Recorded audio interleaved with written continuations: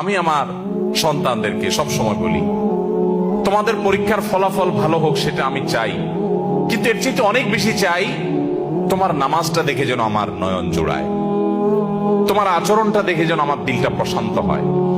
এটুকু যদি তুমি আমাকে দিতে পারো, তোমার ফলাফল যদি খারাপও হয়, আমার কোনো টেনশন নাই, কোনো দুঃখ নাই, তার জন্য আমার কোনো আফসোস নাই, তোমাকে আমি কিচ্ছু বলবো না।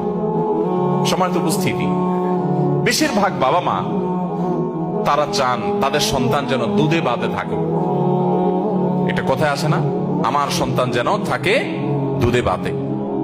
আপনার সন্তান দুধে ভাতে থাকুক, ভালো উপার্জন করুক, তার ভালো ক্যারিয়ার করুক, এটা আপনি চান, এটা চাওয়াটা দোষের না।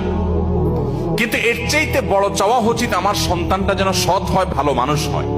কয়জন বাবা, কয়জন অভিভাবক আপনি এই সমাজে দেখাতে পারবেন যেই অভিভাবক তার সন্তানকে বলে, বাবা তুমি অনেক বড় শিক্ষিত হতে পারো আর না পারো, তুমি সৎ মানুষ হবে।